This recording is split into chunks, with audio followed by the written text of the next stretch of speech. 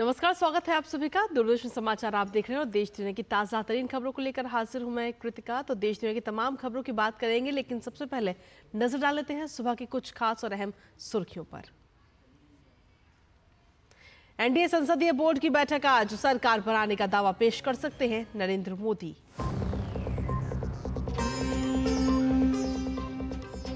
Nitish Kumar JDU संसदीय board की बैठक में पार्टी सांसदों के साथ करेंगे मंथन। चिराग पासवान ने भी बुलाई लोक जनशक्ति पार्टी रामविलास की बैठक। बेंगलुरु की अदालत में राहुल गांधी की पेशी आज। कर्नाटक भाजपा ने राहुल पर समाचार पत्रों में मानहानिकारक विज्ञापन जारी करने का लगाया था आरोप। आरबीआई आज द्विमासिक मौद्रिक नीति की करेगा घोषणा। रेपो दर और अन्य नीतिगत दरों में बदलाव की संभावना कम। खेल की खबरों में आईसीसी T20 विश्व कप में हुआ बड़ा उलटफेर। 2009 की चैंपियन पाकिस्तान को सुपर ओवर में अमेरिका से मिली हार। 9 जून को पाकिस्तान का भारत से होगा सामना। तो ये थी तमाम हेडलाइंस, और हेडलाइंस के बाद अब खबरों में विस्तार से बात करेंगे, जहां एनडीए को मिले बहुमत के बाद में भारतीय जनता पार्टी के नेतृत्व में एनडीए सरकार बनाने जा रही है। और इसी सिलसिले में आज एनडीए नरेंद्र मोदी को अपने संसदीय दल के नेता के तौर पर चुनेगा। बैठक में एनडीए के घटक दलों के नवनिर्वाचित सांसदों के अलावा भाजपा शासित राज्यों के मुख्यमंत्री और उप मुख्यमंत्री भी इसमें शामिल होंगे। दरअसल लोकसभा चुनाव 2024 के नतीजों के बाद देश को अब नई सरकार का इंतजार है, और ऐसे में बैठक के बाद नरेंद्र मोदी सरकार बनाने का दावा पेश कर सकते हैं। साथ ही आपको बता दें कि एनडीए के पास 292 सांसद हैं, जो 543 संसदीय लोकसभा के में बहुमत के 272 के आंकड़े से ज्यादा है।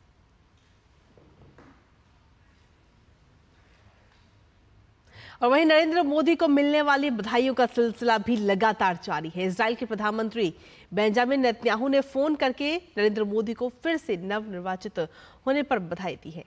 भारत के लोगों के प्रति उनकी हार्दिक शुभकामनाओं और गहरे स्नेह के लिए धन्यवाद देते हुए प्रधानमंत्री ने वर्षों से भारत इजराइल संबंधों को मजबूत करने में उनके योगदान का उल्लेख किया। दोनों नेताओं ने सभी क्षेत्रों में भारत इजराइल रणनीतिक साझेदारी को और मजबूत करने की अपनी प्रतिबद्धता भी दोहराई।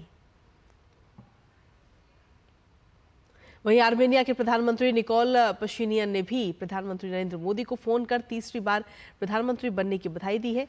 पीएम मोदी ने आर्मेनिया के प्रधानमंत्री का शुक्रिया अदा किया और दोनों देशों के बीच बढ़ते सहयोग पर बात की।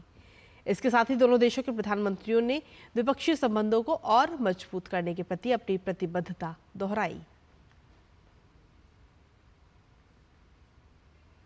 आर्मेनिया के प्रधानमंत्री निकोल पशिनियन ने प्रधानमंत्री नरेंद्र मोदी को फोन कर तीसरी बार प्रधानमंत्री बनने की बधाई दी है।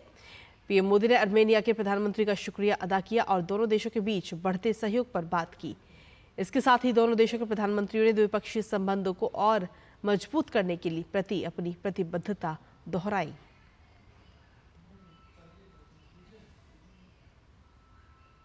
वहीं यूक्रेन के राष्ट्रपति व्लादिमीर जेलेंस्की ने प्रधानमंत्री नरेंद्र मोदी को फोन कर लोकसभा चुनावों में सफलता पर उन्हें बधाई दी है।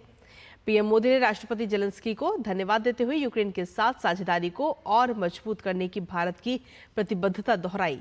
दोनों नेताओं ने भारत यूक्रेन के लोगों के हित के लिए संबंधों को और प्रांगण करने और नए क्षेत्रों में पारस्परिक सहयोग बढ़ाने की जरूरत पर जोर दिया। यूक्रेन में जारी संघर्ष पर प्रधानमंत्री ने कहा कि बातचीत और कूटनीति के माध्यम से संघर्ष के शीघ्र, शांतिपूर्ण और स्थायी समाधान किया जाना चाहिए। दोनों नेता भविष्य में एक दूसरे के संपर्क में बने रहने पर सहमत हुए। वहीं आपको बता दें कि एनडीए की आज होने वाली बैठक से पहले राष्ट्रीय जनतांत्रिक गठबंधन के घटक दलों की भी बैठकें शुरू हो चुकी हैं। जेडीयू ने आज सुबह नई दिल्ली में संसदीय दल की बैठक बुलाई है। जेडीयू को लोकसभा में 12 सीटों पर जीत हासिल हुई है।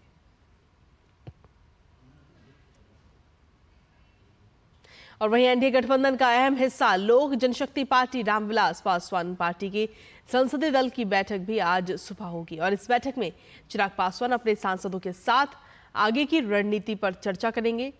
लोजपा रामविलास पासवान को लोकसभा चुनाव 2024 में 5 सीटों पर जीत हासिल हुई है।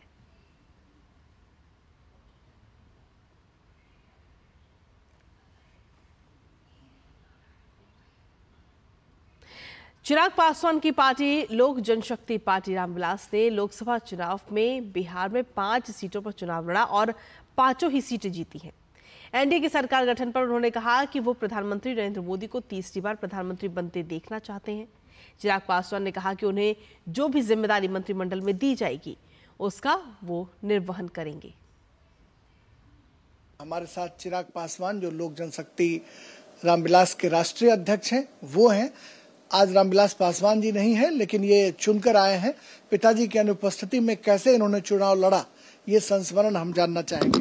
देखिए, उनकी कमी को तो खैर दुनिया की कोई ताकत पूरा नहीं कर सकती, और मेरे लिए यकीनन ये चुनाव कई और चुनौतियों से भरे हुए तो थे ही, बट ये भी एक बहुत बड़ा उनके मार्गदर्शन का नहीं होना। जितने चुनाव लड़े उनके मार्गदर्शन में लड़े, और उनके अनुभव की किसी से तुलना की ही नहीं जा सकती।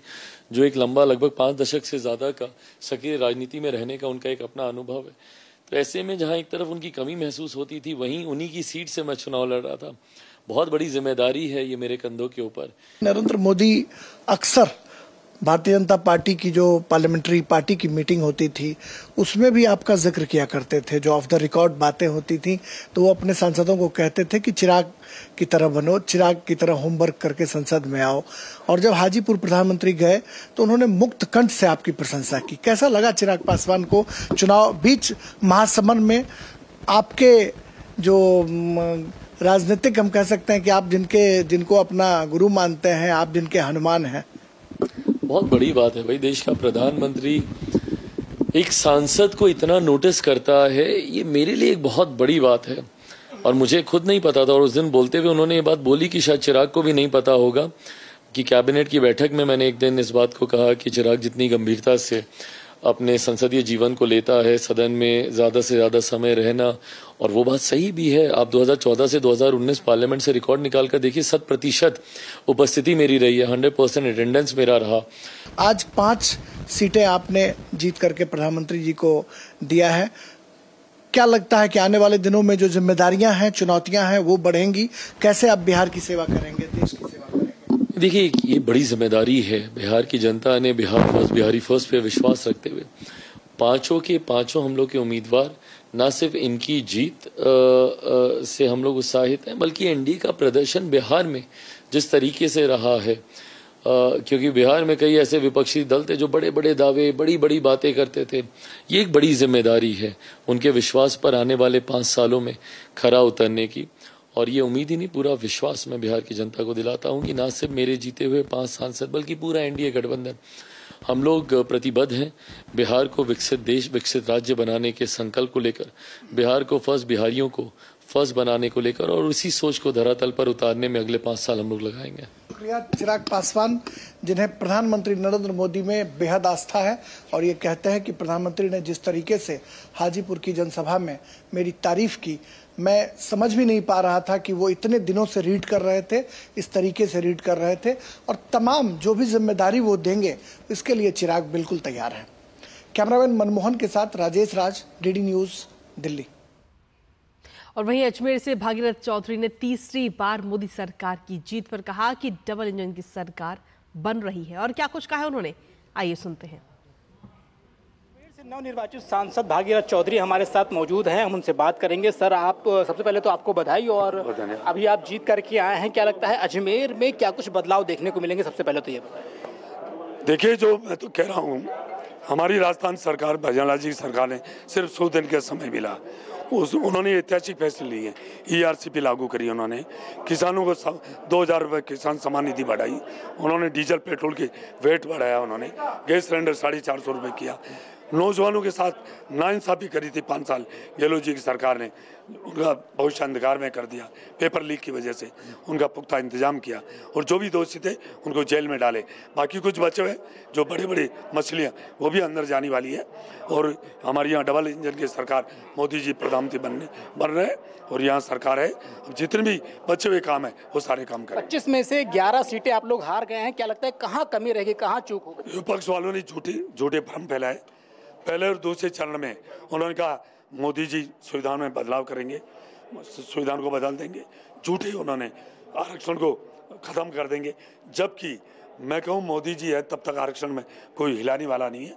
ये झूठे भ्रम फैला के महिलाओं को 1-1 लाख रुपए उनके खाता में जमा कराएंगे। ये झूठे वादे करके जो विपक्ष ने किया उसके बहकावे में आ गए। इसलिए हमारे कुछ थोड़ी सी जो हमारी उम्मीदें थी उस उम्मीदों की उस हिसाब से सीटें नहीं आई, परंतु झूठ ज़्यादा दिन चलती नहीं है, सत्य थोड़ी देरी से सामने आती है, पर सच तो सच ही होती है। आखिर विजय सच की होती है। आखिरी सवाल, अजमेर के लिए क्या कुछ प्राथमिकताएं रहेंगी आपकी? सबसे पहले तो पेयजल की मैं कह रहा था कि पूर्ववर्ती सरकार को 30 जल जीवन मिशन में 30,000 करोड़ रुपए दिए। 31 मार्च 2024 तक हर घर में नल और जल होना चाहिए था, परंतु अशोक जी गहलोत जी की सरकार सिर्फ कुर्सी बचाने में लगी रही, आपसे झगड़ने में बची रही और जनता और पैसे को लूटने का काम किया। अब सबसे पहले पेयजल की जो बहुत बड़ी दिक्कत हो रही है, चाहे शहर हो चाहे ग्रामीण में हो, वो सबसे पहले समस्या को उस पानी की उसको दूर करेंगे। तो यह थे हमारे साथ अजमेर से नवनिर्वाचित भाजपा सांसद भागीरथ चौधरी, जिनका कहना है कि अजमेर की जनता के लिए इनको जल पहुंचाने की, घर घर हर नल से जल पहुंचाने की प्राथमिकता रहेगी और भी कई कुछ बदलाव करेंगे। कैमरा पर्सन राकेश पटेल के साथ मोहम्मद अतीक, डीडी न्यूज जयपुर।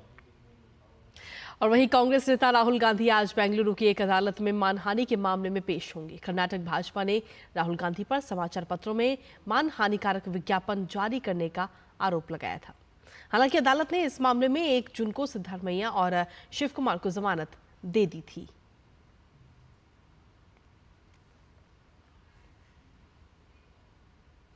और आगे बढ़ते हुए बात अब उत्तर प्रदेश की, जहां सुल्तानपुर के एमपी एमएलए कोर्ट में आज राहुल गांधी की पेशी होनी है। आपको बता दें कि राहुल गांधी पर वरिष्ठ भाजपा नेता अमित शाह के खिलाफ आपत्तिजनक टिप्पणी करने का आरोप है। राहुल गांधी इस मामले में 20 फरवरी 2024 से जमानत पर चल रहे हैं। दरअसल बेंगलुरु की एक जनसभा में राहुल गांधी की तरफ से अमित शाह पर आपत्तिजनक बयान दिया गया था और इसको लेकर भाजपा नेता विजय मिश्रा ने मुकदमा दर्ज करवाया था।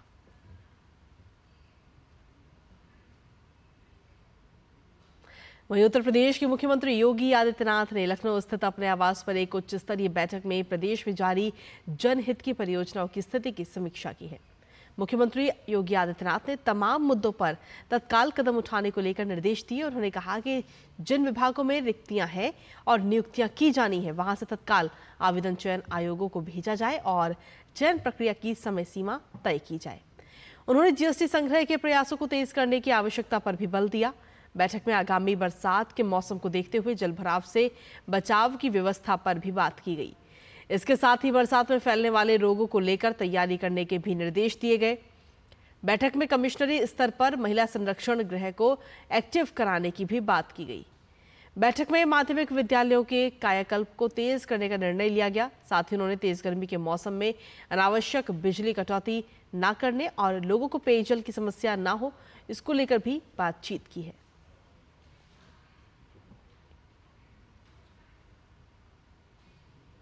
मेडिकल प्रवेश परीक्षा नीट यूजी 2024 का रिजल्ट जारी होने के बाद कई कोचिंग सेंटरों समेत कैंडिडेट्स ने रिजल्ट को लेकर के सवाल उठाया है कि आखिर आपको उन्होंने सवाल ये उठाया कि 720 में से 718 या 719 नंबर कैसे मिल सकते हैं। इन सभी सवालों का जवाब देते हुए एनटीए ने कहा कि एजेंसी को कुछ रिप्रेजेंटेशन मिले जिनमें छात्रों ने कोर्ट केस का भी हवाला देते हुए परीक्षा में कम समय मिलने की बात कही। एनटीए ने बताया कि कुछ परीक्षा केंद्रों पर छात्रों को देरी से प्रश्न पत्र दिए जाने की वजह से समय की बर्बादी हुई। ऐसे में इन छात्रों को सुप्रीम कोर्ट द्वारा 2018 में तय किए गए फॉर्मूला के हिसाब से ग्रेस मार्क्स दिए गए। एनटीए ने आगे बताया कि 2023 में जहां करीब 20,38,000 छात्र नीट की परीक्षा में शामिल हुए थे, तो वहीं इस साल ये संख्या बढ़कर 23,33,297 तक पहुंच गई। इस साल ज्यादा छात्र होने की वजह से अधिक अंक पाने वाले छात्रों की संख्या में भी इजाफा हुआ। तो वहीं फिजिक्स विषय के प्रश्न पत्र में एक प्रश्न के 2 सही उत्तर पाए गए और ऐसे में दोनों विकल्पों को सही माना गया और 67 टॉपर्स में से 44 के मार्क्स इस संशोधन की वजह से 715 से बढ़कर 720 हो गए। और आगे बढ़ते हुए बात मौसम की भी कर लेते हैं, जहां देश का उत्तरी हिस्सा इस वक्त सूरज की तपिश झेल रहा है। देश के उत्तरी इलाके गर्मी से बेहाल हैं, वहीं देश के दक्षिणी इलाकों से मानसून आगे की ओर बढ़ रहा है। दक्षिण पश्चिम मानसून मध्य अरब सागर के कुछ भागों में आगे बढ़ रहा है। मौसम विभाग ने बताया कि मानसून कर्नाटक के अधिकांश भागों, महाराष्ट्र, तेलंगाना और तटीय आंध्र प्रदेश, बंगाल की खाड़ी, उत्तर पश्चिम बंगाल की खाड़ी सहित अन्य भागों में आगे बढ़ गया है। इसी के साथ अगले 5 दिनों के दौरान कोंकण, गोवा, महाराष्ट्र, मराठवाड़ा, सौराष्ट्र, कच्छ, तटीय आंध्र प्रदेश, यनम, रायलसीमा, तेलंगाना और कर्नाटक में गरज और बिजली के साथ हल्की से मध्यम बारिश का भी अनुमान व्यक्त किया गया। 5 दिनों के दौरान उत्तर पूर्व क्षेत्र, पश्चिम बंगाल और सिक्किम में भी व्यापक वर्षा होने की संभावना जताई गई है। उत्तर पश्चिम भारत में कुछ स्थानों पर बारिश और तूफान का अनुमान भी जताया गया। भीषण गर्मी पर मौसम विभाग ने कहा कि सोमवार तक उत्तर प्रदेश के कुछ हिस्सों में गर्म हवाएं चलती रहेंगी। अगले 3 से 4 दिनों तक मध्य प्रदेश, झारखंड, पंजाब, हरियाणा, बिहार और उड़ीसा में भी गर्म हवाएं चलने की संभावना है। दिल्ली में अगले 2 दिनों तक धूल भरी आंधी और तूफान की संभावना भी व्यक्त की है।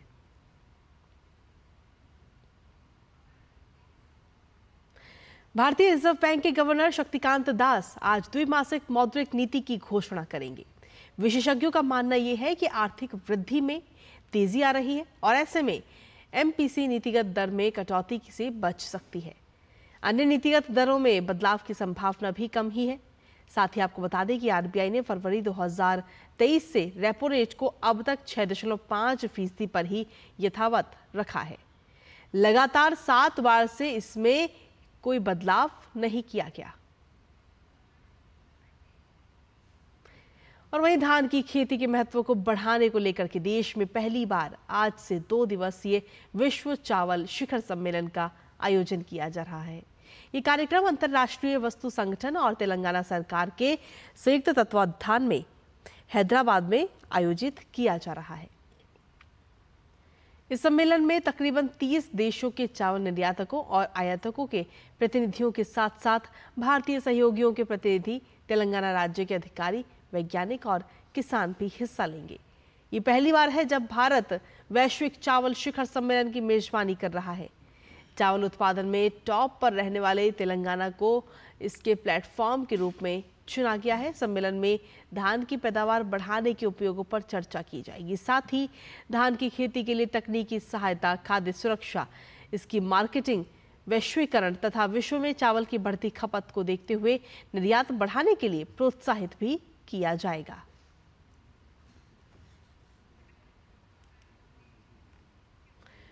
और वहीं भारतीय जनता पार्टी के नेता पीयूष गोयल ने कांग्रेस नेता राहुल गांधी के शेयर बाजार में घोटालों के आरोपों पर पलटवार करते हुए कहा कि राहुल गांधी अभी भी लोकसभा चुनाव में हार से उभर नहीं पाए हैं।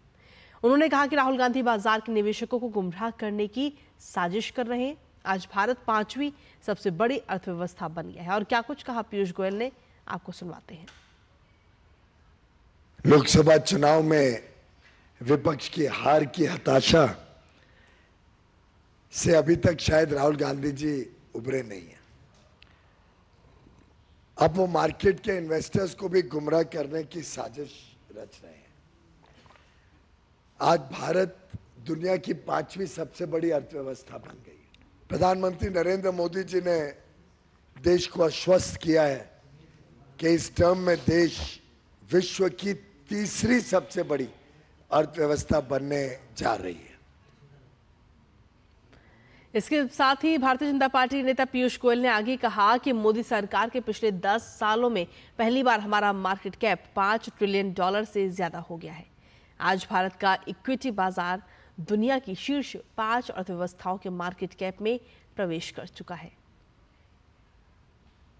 पिछले 10 वर्ष के सफलतापूर्वक मोदी सरकार के कार्यकाल में हमारा मार्केट कैप पहली बार $5 ट्रिलियन से अधिक हुआ है। यानी 400 लाख करोड़ रुपए से ज्यादा मार्केट कैप का कीर्तिमान प्रधानमंत्री मोदी जी के कुशल नेतृत्व में भारत ने प्राप्त किया है। और आज भारत का जो इक्विटी मार्केट है, ये पहली बार विश्व की 5 बड़ी अर्थव्यवस्थाओं की जो मार्केट कैप है उसमें से एक भारत बना है। जो पीएसयूज लिस्टेड है मार्केट में, उसका भी जो मार्केट कैप है वो लगभग 4 गुना मोदी सरकार के कार्यकाल में बढ़ा है। और चलिए बुलेटिन में आगे बढ़ते हुए बात खेलों की भी कर लेते हैं, जहां आईसीसी T20 क्रिकेट विश्व कप में पाकिस्तान के लिए शुरुआत अच्छी नहीं रही और टीम को अपने पहले मुकाबले में ही अमेरिका के हाथों सुपर ओवर में हार का दंश झेलना पड़ा।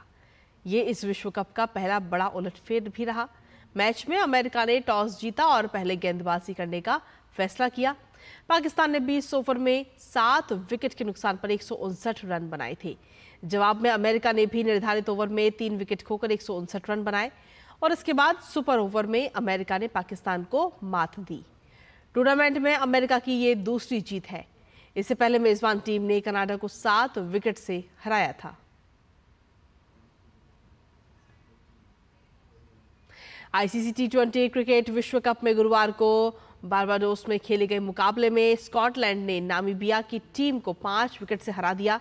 मैच में नामीबिया की टीम ने टॉस जीता और पहले बल्लेबाजी करने का फैसला किया।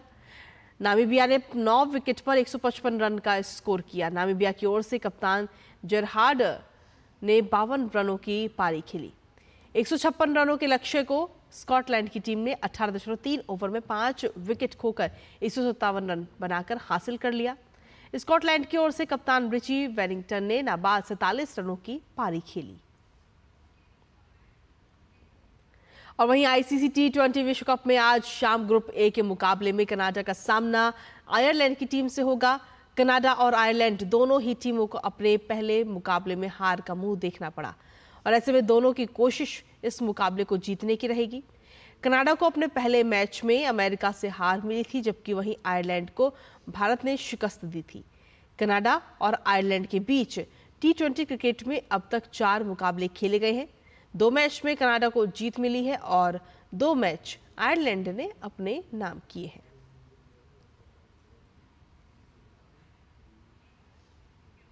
वहीं फीफा विश्व कप क्वालिफायर में गुरुवार को कोलकाता के सॉल्ट लेक स्टेडियम में भारत और कुवैत के बीच खेला गया मुकाबला गोल रहित रहा, ड्रॉ पर समाप्त हुआ। ये भारत के महान फुटबॉलर सुनील छेत्री का आखिरी अंतर्राष्ट्रीय मैच था और टीम इंडिया उन्हें स्वर्णिम विदाई देने में कामयाब नहीं हो सकी। सुनील छेत्री ने संन्यास का ऐलान पिछले महीने ही किया था। मैच के बाद सुनील छेत्री भावुक दिखे और इस मुकाबले के ड्रॉ रहने के बाद अब भारत को कतर के खिलाफ होने वाले फीफा विश्व कप क्वालिफायर मैच पर निर्भर रहना होगा। इसके अलावा टीम को दूसरी टीमों के नतीजों पर भी निर्भर रहना होगा।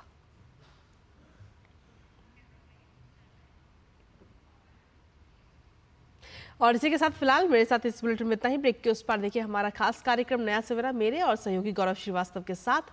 नमस्कार।